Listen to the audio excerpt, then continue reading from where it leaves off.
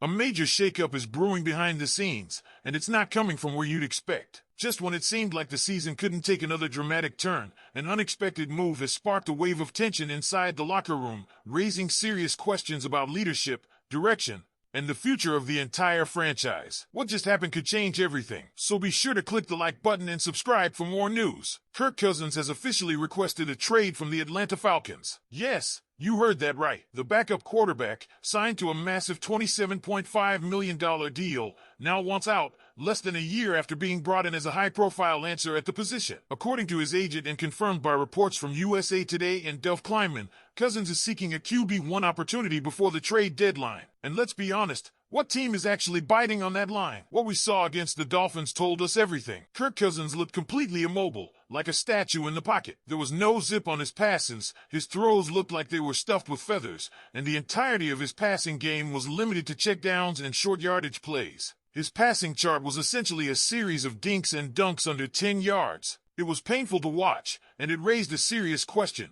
What on earth makes him think he's still QB1 material in the NFL? Let's not forget, this is the same Kirk Cousins who's commanded huge salaries for most of his career, living off the reputation of being just good enough to be a franchise quarterback but never actually getting his team anywhere meaningful. If you're Arthur Blank, Terry Fontenot, or Rich McKay, what are you doing holding onto a guy like that? This isn't just about dollars and cents. It's about locker room dynamics and optics. When your backup quarterback is the one causing headlines, your franchise is in chaos. This is no longer about a quarterback controversy. This is about the credibility of the organization. Cousins requesting a trade is a symptom of a much deeper issue inside the Falcons. Look at the past year alone. You fired Jimmy Lake, gave no starters any snaps in the preseason, didn't let Kirk get any reps either, and instead rolled with Easton Stick. You dealt with the tampering situation involving Kirk. You drafted Michael Penix Jr., kept Kirk on the roster despite the obvious cap consequences, and then let go of Ike Hilliard, the most beloved coach in the building. It's been dysfunction on repeat. And now, in the middle of a disappointing season marked by injuries and poor preparation, Cousins decides to throw fuel on the fire. If a backup quarterback wants to abandon ship mid-season, what does that say about the locker room culture? What does that say about head coach Raheem Morris's control of the team? This should be a turning point. If you're the Falcons, you either trade Kirk now or cut him and eat the cap. There's a $35 million savings post-June 1st next year if they cut him, and honestly, that seems like a no-brainer at this point. Because let's be real, Kirk Cousins is not wearing a Falcons uniform in 2026. This isn't just about one player anymore. This is about the bigger picture.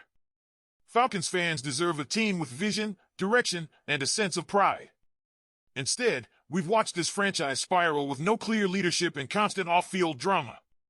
It's time to face reality. This team needs a rebuild. Not a reset, not a tweak, a full rebuild from the top down. Let's talk about a plan. First, trade Arnold Ebiketie. His name has been floated by reputable sources like Jeremy Fowler and Ian Rappaport as a potential trade candidate. If you can get a third-round pick, take it. Cut ties with Raheem Morris and his entire staff immediately and name Jeff Ulbrich as the interim head coach. Then, head into the offseason with one focus: clean up the cap.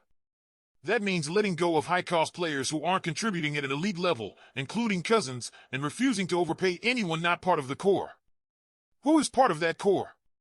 Bijan Robinson, Kyle Pitts, Drake London, and the core members of that young secondary. These are the building blocks. Keep them. Build around them. Then comes the future. Hire Brian Flores as head coach and Ryan Grubb as offensive coordinator. Flores brings leadership and defensive intensity, while Grubb reunites with Penix Jr., giving the offense an identity it desperately lacks. That's the kind of combo that signals a new era in Atlanta, bold, strategic, and grounded in actual football logic. But a rebuild doesn't stop at coaching. You've got to hit free agency hard.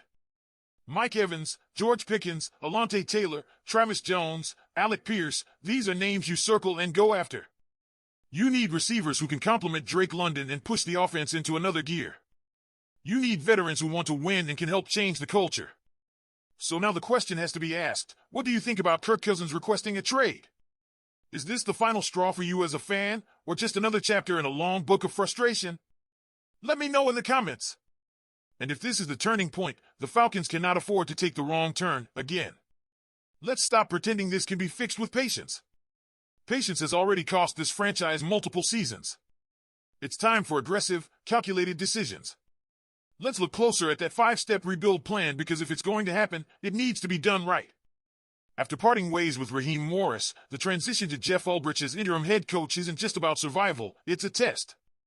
Let Ulbrich run the locker room. Let's see if he can unify a team that, right now, feels like it's splintered. If he can pull even some cohesion out of this mess, you've got a defensive mind who might deserve a real shot. But ultimately, the vision is about Brian Flores and Ryan Grubb. Those two represent something this team hasn't had in years: fire and direction. Flores doesn't tolerate mediocrity. Grubb gives Penix Jr. a system he already thrives in.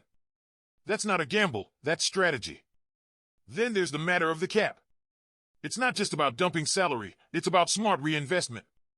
You don't get rid of Cousins to save money, you do it to make room for winners. You do it to go get guys like George Pickens, who brings edge and playmaking to a WR room that needs more than just potential. Mike Evans might be a longer shot given the division dynamics, but Alec Pierce and Alontae Taylor are realistic additions who fit what this team should become: faster, younger, tougher. And this isn't a tear-it-all-down rebuild. That's the key here. This is about building around a nucleus that's already promising. Bijan Robinson is special. Kyle Pitts, if given a competent offensive system, can still be a dominant tight end. Drake London has shown flashes of WR1 capabilities. A.J. Terrell anchors a secondary that has talent. The pieces are there. What's missing is cohesion, identity, and leadership. That starts with culture. You can't create a winning culture with your backup QB demanding trades mid-season. This is also a crucial moment for Terry Fontenot. If he doesn't move fast, either by trading Kirk now or making immediate shifts, then he becomes part of the problem. The league is watching. The fan base is done waiting. Players can feel the tension. That's why this drama around Cousins hits harder than it should. It's not just about one player wanting out. It's about a fan base being fed up with a pattern of dysfunction that never seems to break. Cousins won't be here in 2026. That much is almost guaranteed. So why let him stay and poison the culture any longer? If the rebuild is happening, then let it begin now. Make the moves. Start the process. Don't drag this out any longer. The only thing worse than a bad season is one that feels like it's going nowhere, and Falcons fans have lived through too many of those. This team has talent. But talent means nothing without direction. And this franchise, right now, is standing at a crossroads. So what do you want to see happen next? Should the Falcons start the rebuild now, or is there still something worth salvaging this season? Let's hear your thoughts in the comments. And if you're new here, hit that subscribe button, give this video a like, and don't forget to check out the one on your screen right now for even more Falcons coverage. The real updates, the raw takes, you'll only find them right here. Go Falcons!